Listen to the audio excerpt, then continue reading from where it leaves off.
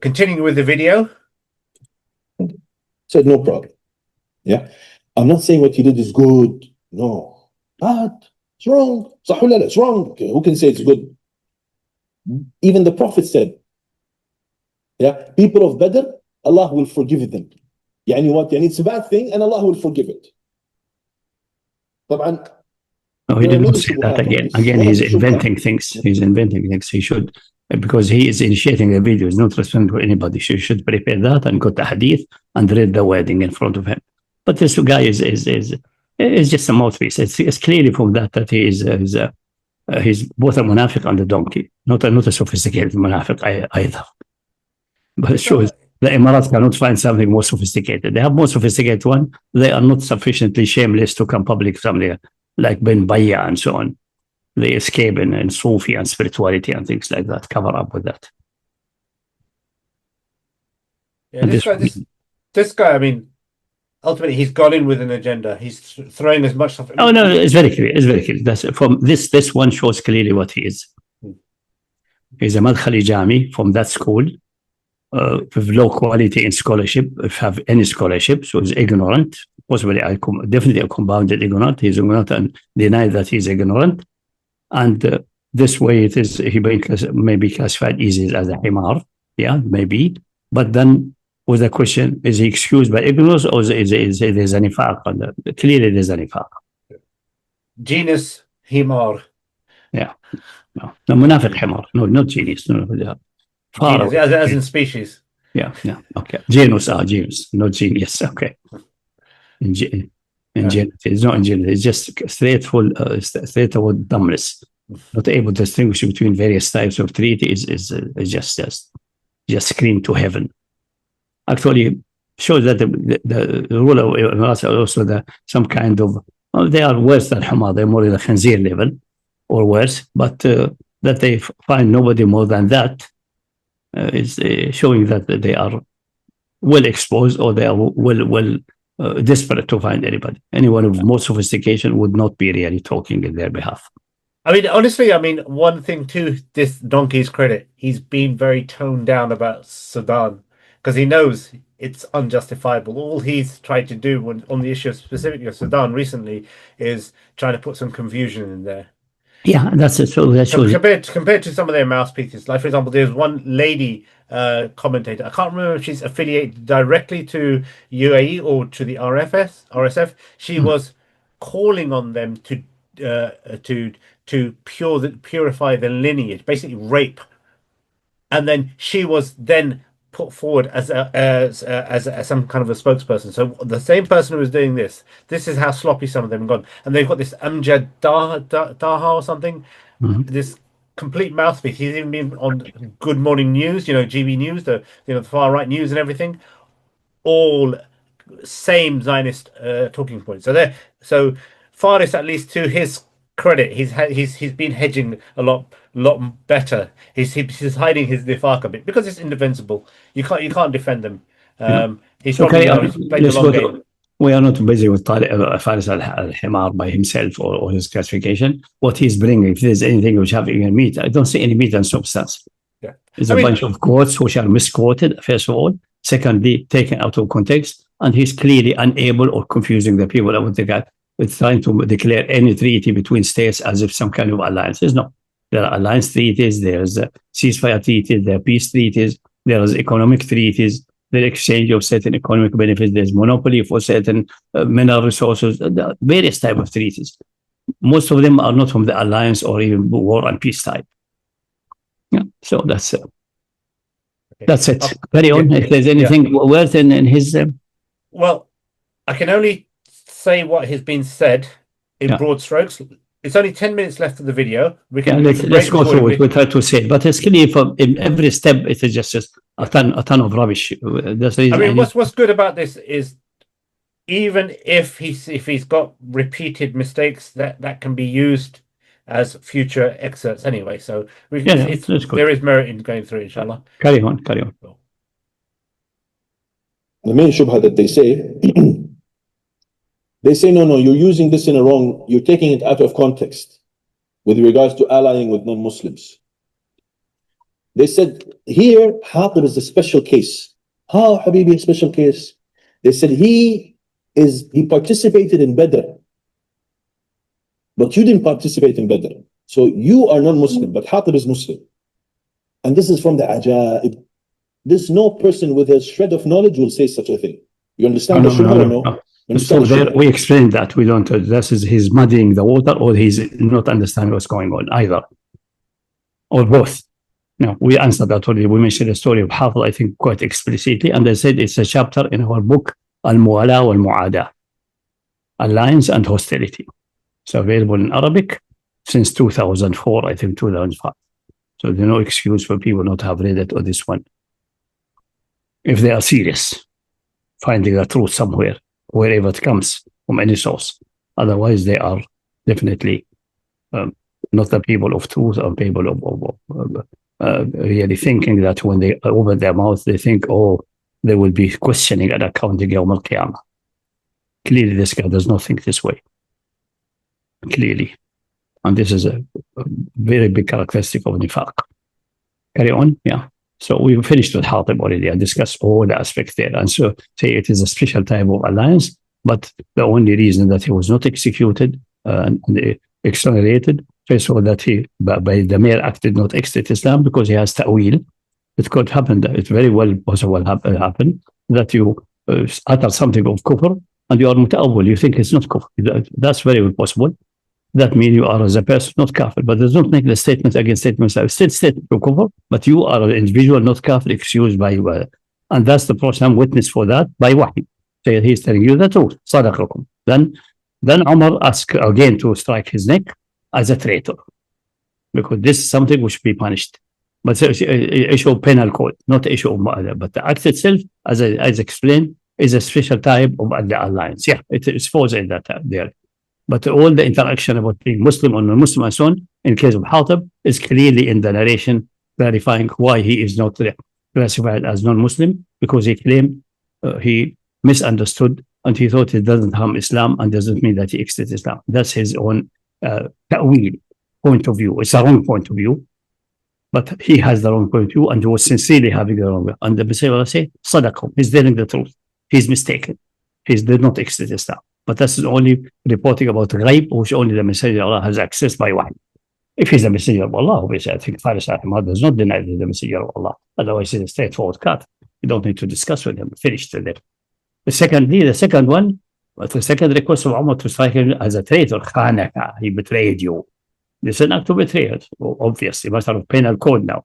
Let me strike his neck. And he said, that should be the case, except that the people of Badr have this special treatment. And this is not related to neither to allegiance or to penal code. And this specific case, the Messiah will say, that implies this in the case of Hatib, but not in anybody else's case whatsoever.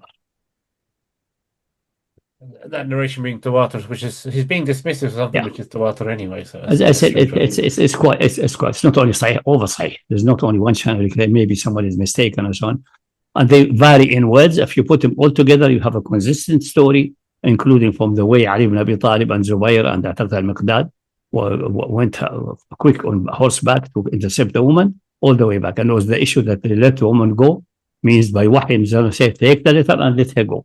Meaning she's completely innocent. She doesn't know what's going on. She thinks she's carrying something for business transaction and she would be rewarded by somebody. Not in her world, anything related to war and peace. Poor woman. No. That's it. And that's indirectly evidence that in that case, a carrier of a message completely innocently is not punishable. He didn't commit anything. He's just trying to earn some money by misfacilitating the business transaction. I think Hatib told her, listen, just a sweetener, has nothing to do with that issue.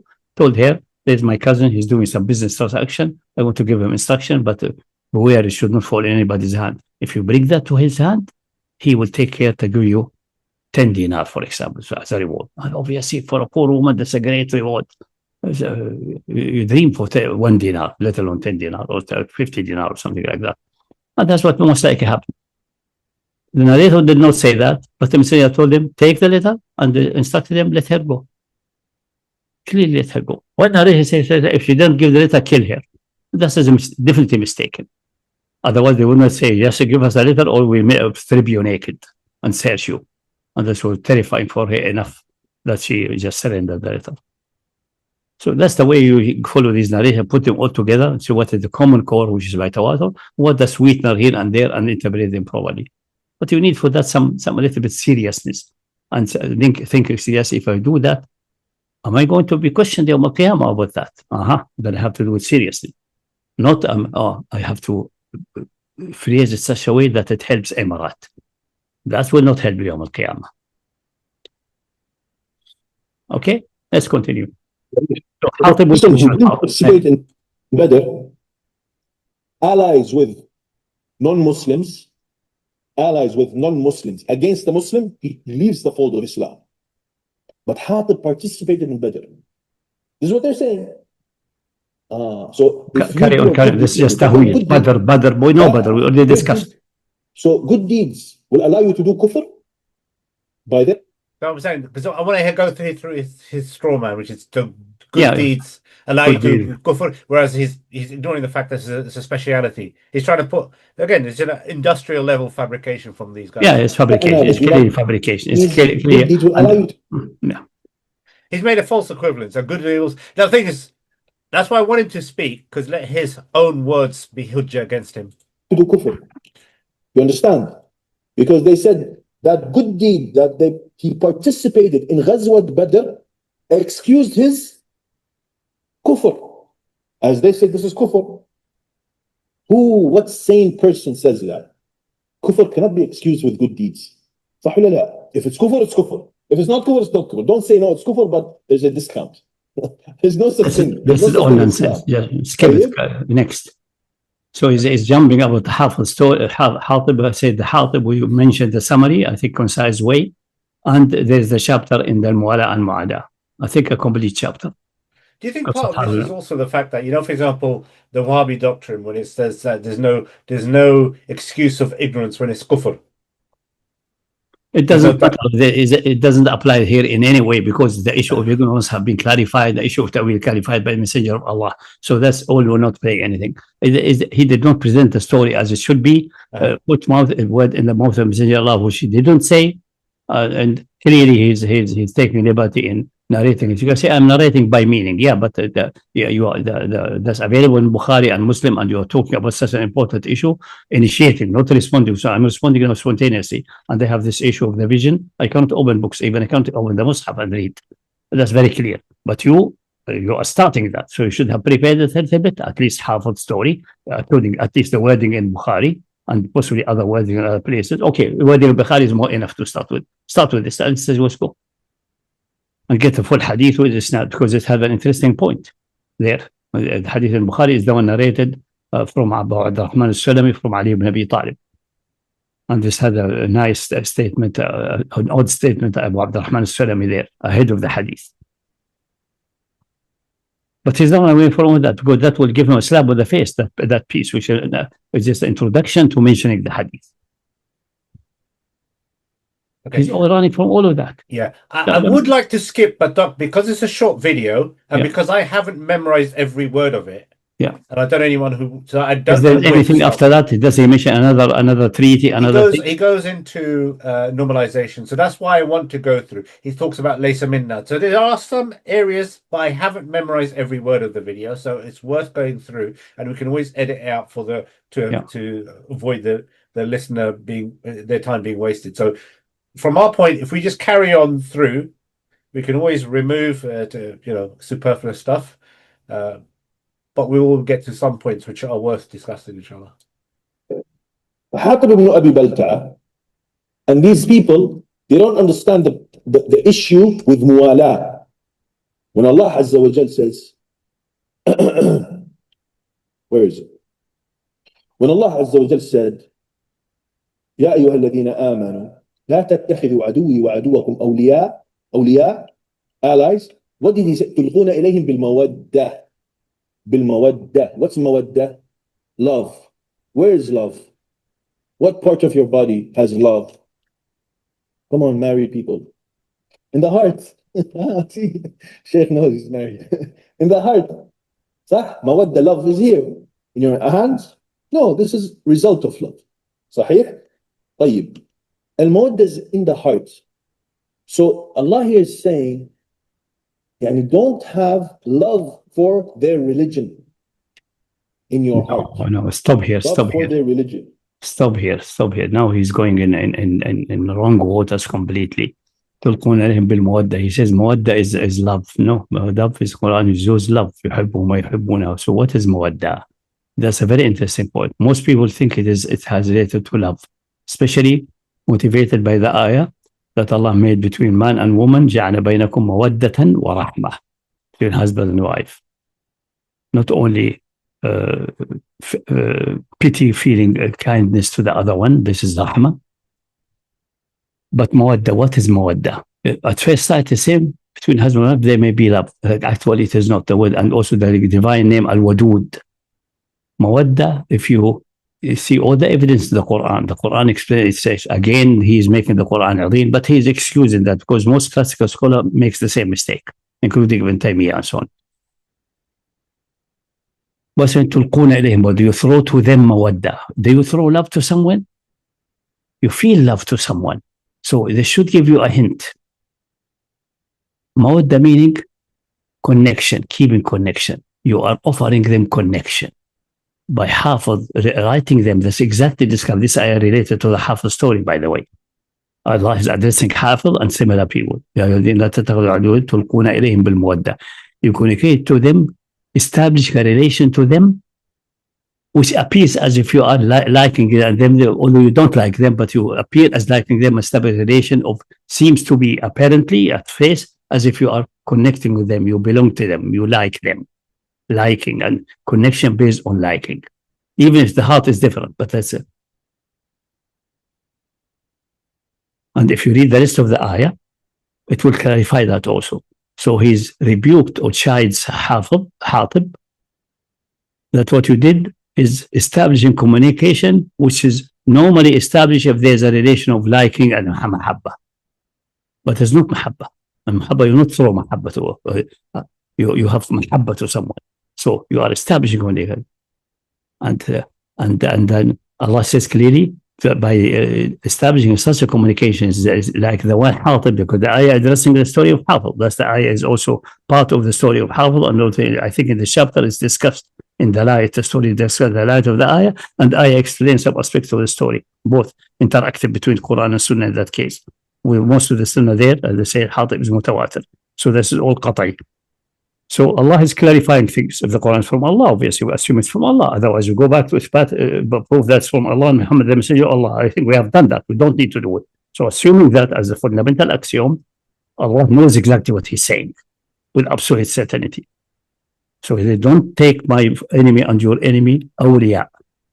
And you see the shading. It's not only my enemy, it's also your enemy. And you know that they are enemy. So how come that you ally with them? By getting connection to them, which is normally and naturally should be in the case of liking and muhabba. But it's the connection. You extend the connection. You extend what they call it.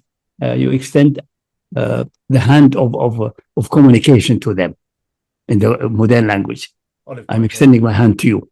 There's an interaction, and you extend and you respond by extending your hand to me. That's nothing to do with love or non-love.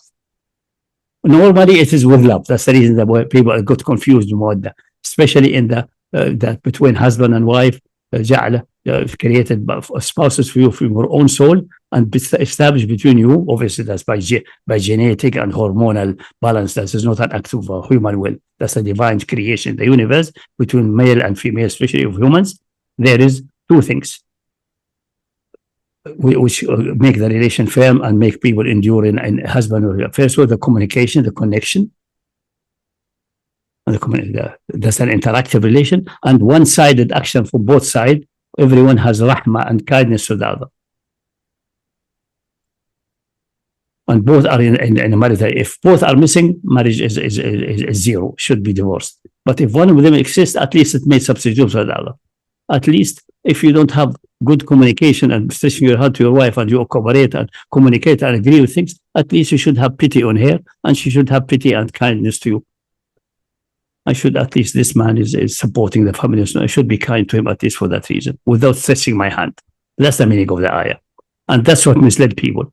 And also the ayah of that in لا ينهاكم Allah, those who prohibit you to have relation with a non-hostile kafir. And Allah said, maybe Allah will establish a relation between you and them. Allah بينكم مودة. There's no محبة. محبة will never happen with the fundamental deviation, the ideological محبة. But there will be connection. I can't cooperate to you, have a relation with you. Stretch my hand to you, as you are not a hostile kafir, even you are kafir.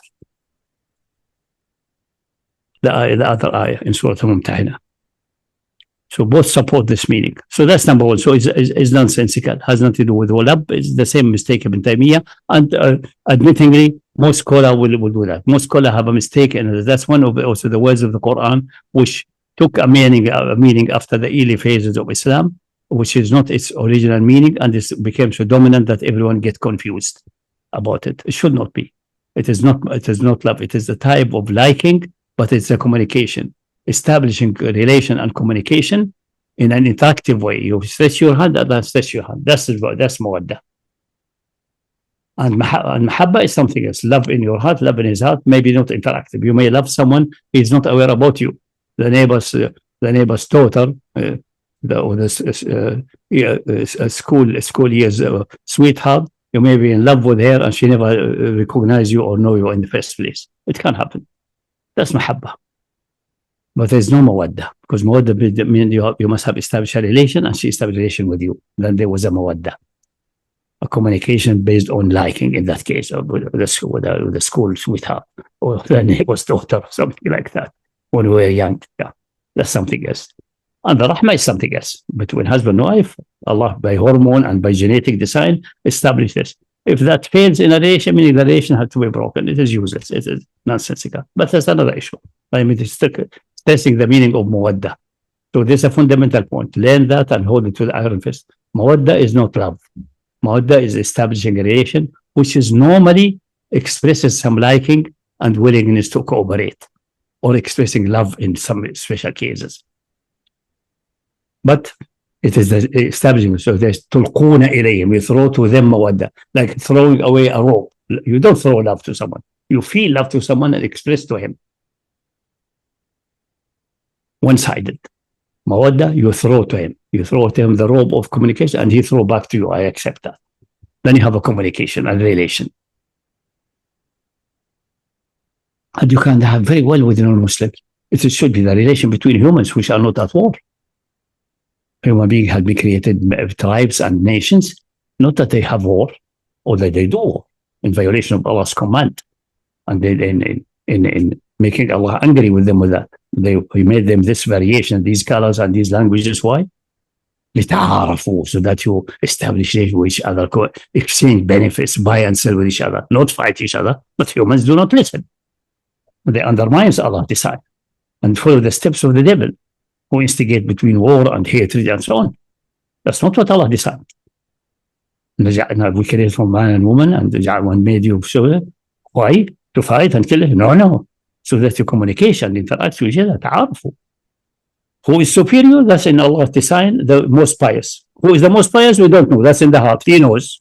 So don't get piety in that issue. Communicate with the other, pious, non-pious, leave that to Allah's judgment.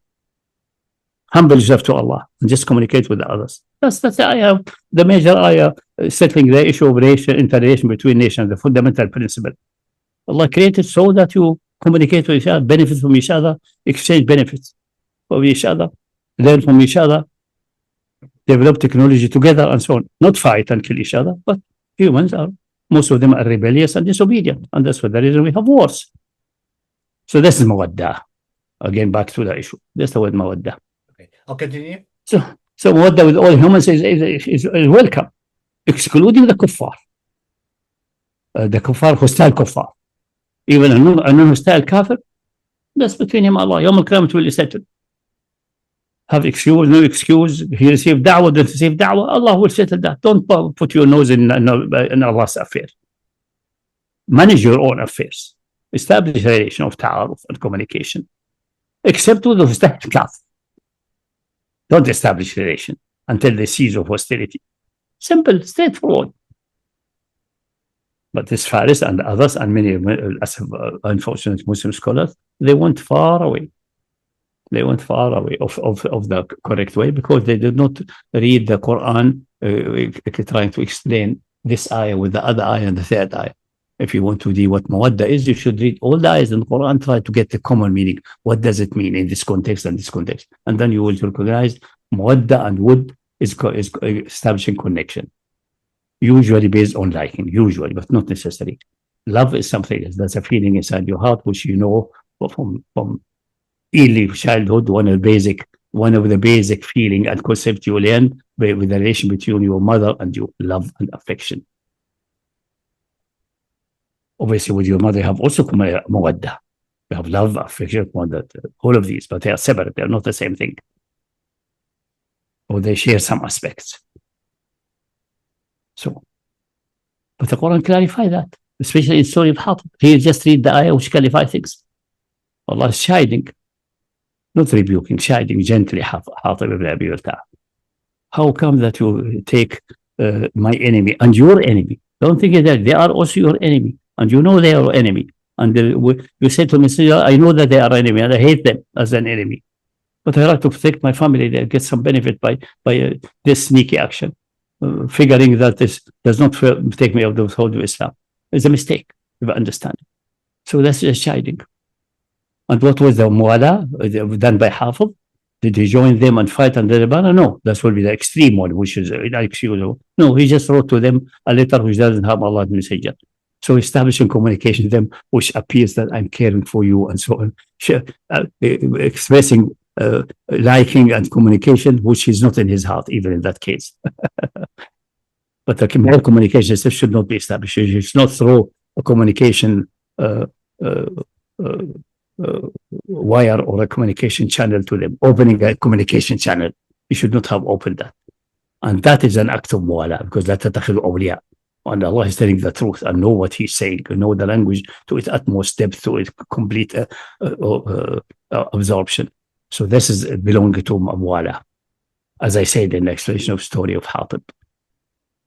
Okay, What happened? This mas'ala has been exhausted by the ulama of tafsir. No, it has not. أهل السنة والجماعة مناط التكفير في باب الولاء والبراء هو عمل القلب. When it comes to love and hate, it is a matter of the heart, not a matter of the action. People of extremism, they see the action, they assume that's in your heart. Get it? Yani if they see you dealing or allying with non-Muslim, they say, you love his religion. Ala tool they say that. But this is not true. The Prophet dealt with Kuffar. The Prophet made peace treaties with Kuffar. Hatib ibn Abi Balta'a even helped the Kuffar. Doesn't take him out of the folds of Islam. Oh, this is now, he's muddying, stop here, he's muddying the waters. We're talking about taking out of Islam. We're talking, is that an act which can classify it as Muwala? And is there an act of Muwala which takes you out of the fold of Islam, independent of what's stated in your heart? Yes. This is one of them. And that's why Umar concluded at face, this takes him, he's a Nifaq. He's become Nifaq, meaning he's committed Kufr, he's out of Islam, although nominally and appears like a Muslim. But he's a kafir. That's the meaning of Munafiq was used by the Sahaba, designating a kafir. That's the Nifaq i'tiqadi. And Hafid said, no, I'm a Nifaq, I did not do Nifaq, I did not apostatize, nothing. I made the wrong Tawheed. This would not have accepted from them because he's expressing what in his heart, which contradicts his external, well-established deed, which judgment in dunya goes along. In this situation, the Messenger says, Sadaqakum, based on wahi. Sadaqakum, based on wahi. He's telling the truth based on revelation. I know, I received by revelation that he's telling the truth. You see the point? This is an exception. And the fact by itself indicate that he committed that he's a kafir internally. Now, externally still, if he did not commit it, he's an act of treachery.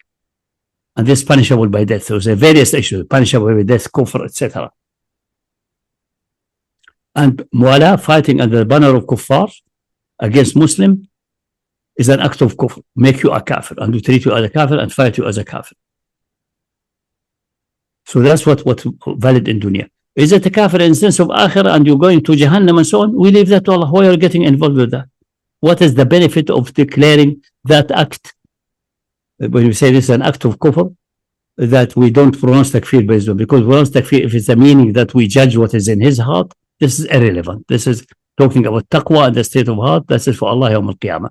If you mean a treatment in dunya, or execution or fighting or killing or not killing, this is not, they're not connected to what is in the heart. It's connected to the Sharia judgment about who is worthy of execution or not, which refuse also the general statement. They say that kufr makes the blood worthy of shedding. No, not kufr. Being a hostile, acts of war and specific acts make you worthy of shedding blood. Like, for example, committing zina for someone who is married before the hukm was of stoning was abrogated. That makes you worthy of shedding blood by stoning. Like doing acts of war, raping a woman by force, using military force. This is an act of muharaba. Believer or non-believer is irrelevant. You will get executed for that. You get a death penalty for that. So shedding blood is not related to iman and kufr. It's related to certain acts, including being hostile and fighting Islam and Muslim. That's it. And apostasy, also the usual reading that the apostate should be killed, is wrong. It's only a warrior apostate, the one who accepted the fold of Islam, not only in belief, in action. That's what they. And all the theory about hadd al-ridda and so on are faulty. This is a major blunder. It's more extended. So you're now getting try to get the issue of Muwala and takfir mixed together. We say Muwala, what is the treatment dunya, and declaration of worthy of fight. So if for example someone commit a Muwala and we don't have wahi telling you that he's a mu'min or kafir, we don't actually, we instructed not to discuss this issue in the first place. We instructed, is he fighting under the banner of Kuffar against Muslims? He's committing an act of kufr. So we assume he's a kafir internally, but it's irrelevant, but he's now warrior and he can be killed. I can shoot him with utmost confidence that I'm doing the right thing. I don't need to bother what's in his heart. Let me give you an example. Someone may be spying for the Muslim and joining the Kuffar, and his job as a spy requires that he is present in the battlefield and maybe inside a tank with other people, and they're pointing so he's fighting with them. He's fighting them. I don't know that he's a spy of the Muslims and he's a good believer, and his situation forced him to be in this miserable situation. And I shoot them with the anti-tank weapon, burning all of the guys inside. They wanted this guy. I did the right thing.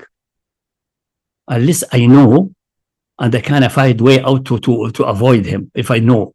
But it's almost impossible. Otherwise, it will. And if I know, then how come I can know? Maybe he's not doing his job properly, and I'm exposing him. You see, there's no dilemma. Who is under the banner of the Kuffar in the battlefield, especially in tanks or in a plane, is presumed to be kafir internally, but this is obviously the reverse. The fact is, he's having the hand, his finger on the command button for dropping bomb or rockets. That's what counts. I can't shoot him. That's it, and he must be shot. And if it is done by a state, then the state must be regarded as committing act of kufr. And then we said, you are committing act of kufr. You are not. You must be removed from office peacefully or by force, depending upon the ability of using force and things like that, or by courts. But has to be removed from office. That's the point. It has to be removed from office.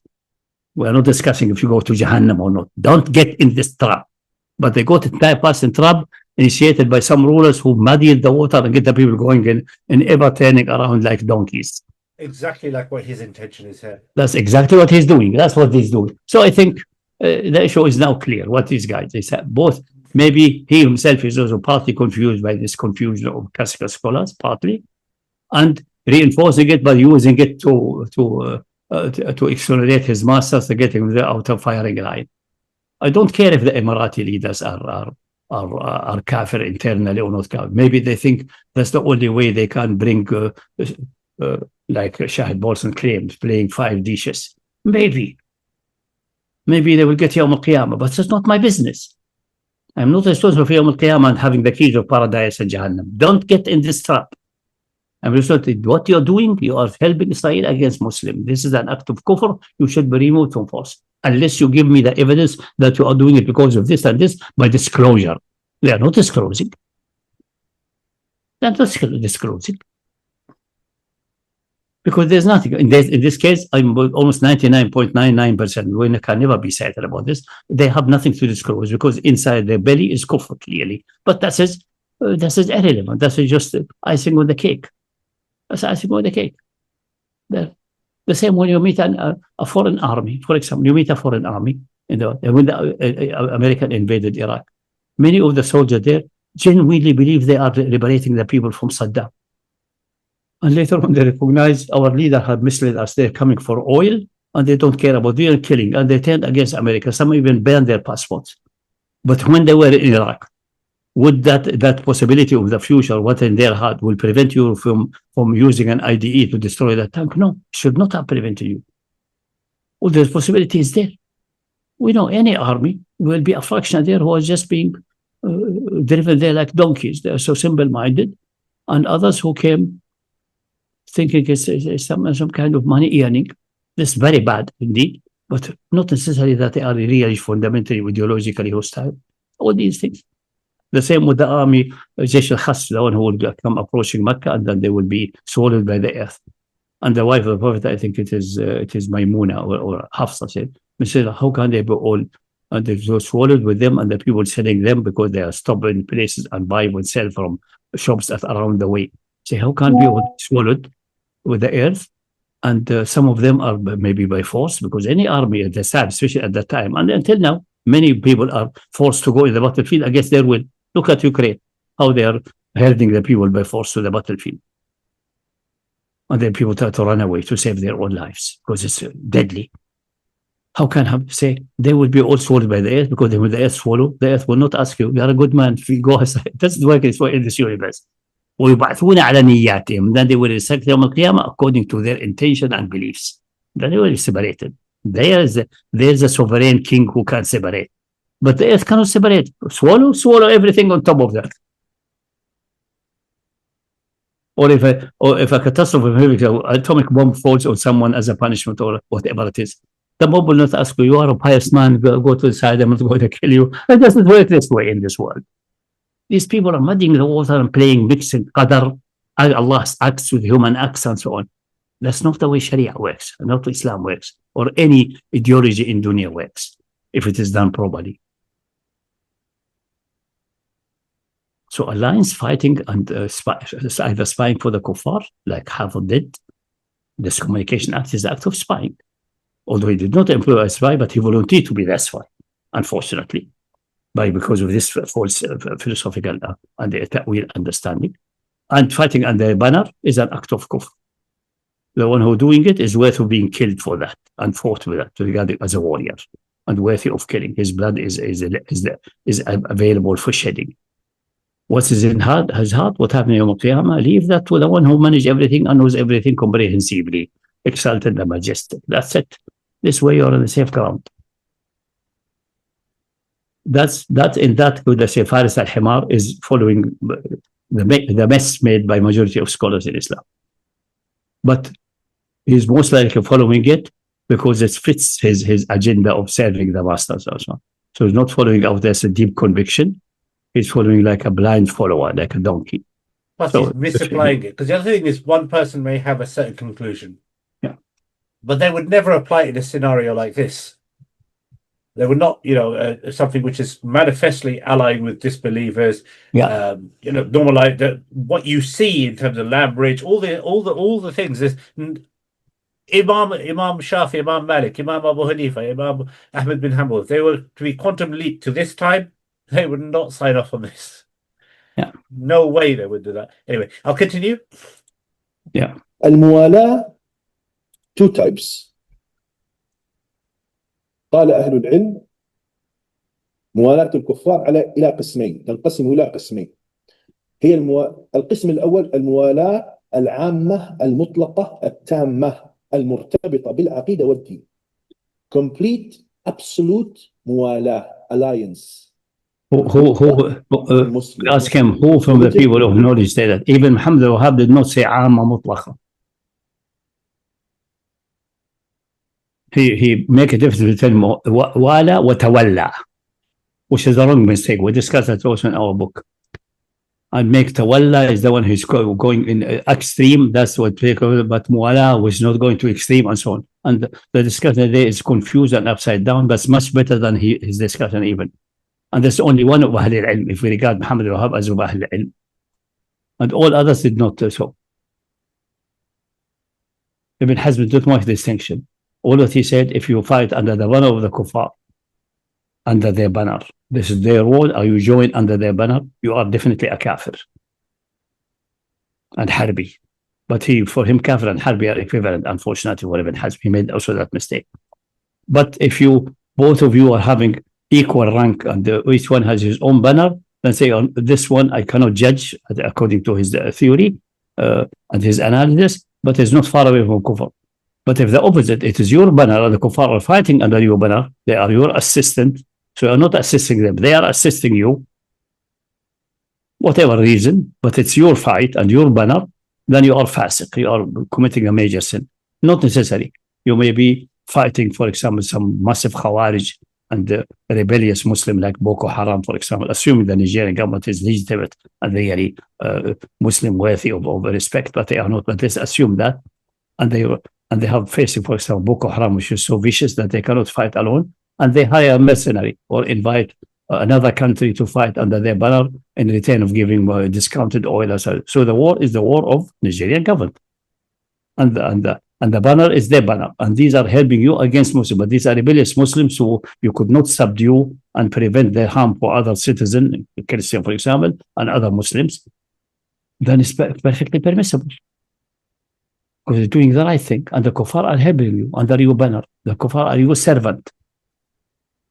But if you are under their banner, it is their war and their fight, and you are helping them. That's the Mowala of Shaykh Abdul Fawzan. Ibn Hazm hesitation about if they're equal banners is based on he did not see the exact point. If you have equal banner, if you have equal banner, meaning the banner of Kufr is equal in rank banner of Islam, that's impossible. The banner of Islam must be always higher. It's impossible to be lower or equal. Islam must be always supreme. So that's also Kufr. Like being a member of NATO, for example, assuming they are equal. Theoretically, they are equal, although America is superior and they are under their banner, but in matter of making decision, for you decision, like starting war. So we could say they're equal. That's also not allowed. And if it's against Muslim, in the case of NATO, it's against anyone attacking any member. So to attack anyone in the world, Muslim or non-Muslim. So joining that is absolutely prohibited, an act of kufr, because it's directed against everyone, including Muslims, even despite equality. Only if you are the dominant and the other serving or fighting under your banner, either a structured army of a country or mercenaries. You may hire Colombian, contact Blackwater, say, send me these and this, I'll pay you this and this. They are serving you. They're criminals, I know that, but they're going to Jahannam. Maybe. Who cares? I'm using them as a tool. The same way I use guns. I buy guns from somebody else. Then it's your banner and your fight. Take the example of Nigeria to address a current example. If Nigeria would be a legitimate government and worthy of being entitled to fight Boko Haram, I don't think they are entitled, but let's assume remotely like that they are legitimate government in Islamic sense, not in democratic or popular sense or something. And Boko Haram is just a hard nut to crack. The Nigerian army is not qualified or trained to make such a war. But Colombian Blackwater guys and so on, they are skilled in mountain and guerrilla warfare and so on. Let's hire some of them. They are servants. They're under your control. They're fighting for money for themselves. Who cares what they're fighting for? I am using them for my fight, which is a legitimate one. I believe a legitimate one. That doesn't need to be a sin, like Ibn Hazm said, fasiq. Not necessary. It could be a fasiq if you are doing it for power and dunya, or possibly a kafir if you're not caring about Islamic ruling in your heart. You are a munafiq, or you may be doing the right thing. Maybe you're wrong in ijtihad. You should have done. Your army should be sufficient, and you should not give any money to these filthy black waters. And maybe it's a correct ijtihad. It's a situation. That's the only way to do something against these guys. My army is trained for fighting against armies, not against gangsters running away in jungles. But black waters can do that better. So I hire them and give money. It's perfectly fine. So it's a various such. You have to analyze things like that. But these guys, anyway, I think it's becoming, answering these guys and commenting with them becoming really quite painful. because you're painful, talking but because another world is like getting someone, persuading someone to persuade donkeys that they should carry the load subject to them, and the donkeys say no, it is maybe too much, too little, and so on. But they are not qualified because they I'll tell don't you have what the merits of but this is. you have the scale. We have the scale. I'll tell you what the merits of this is, because the monarchic UAE regime is using mouthpieces like this, and when this is out in the open world, the Madkhalis in the UK, they will be referencing him. They'll say, see, Hudaybiyah. Okay. Whereas on the other side, the people will will be floundering, looking for something. What you've given is 10 kilograms of plutonium. So this destroys him from his very root. And this kind of thing. So, for example, if you look at the discourse that's happening out there, you've got the UAE, you've got people on the other side like Tom Fashini, you've got Dr. Shadi Basri, you've got Daniel Hakikatu. This can become a reference point for some of the I'm not saying we should continue, but I say it has become at the same time. It's very painful because you feel overfed because we repeat and repeat. But it's okay. Repeating sometimes is needed in the first phase. And the other thing is also this means in the future, if it's something like that, come and say we refer to this video and we don't need to do any rebuttal. That's the idea. So, for example, this one is aligned with the Muslims. There's another one on rulership. By covering this, I try to be restricted in terms of only when there's something that's genuinely hasn't been commented on before or something is succinct. Because this video is only 15 minutes or so, I thought it's something we can let's carry on anyway. Just carry on. Okay. We've got about 7 minutes left to go. We can always certain level it becomes then disgusting, really. Yeah, I mean, fortunately, we've only had 15 minutes worth of exposure, so we're not fully radioactive by his BS.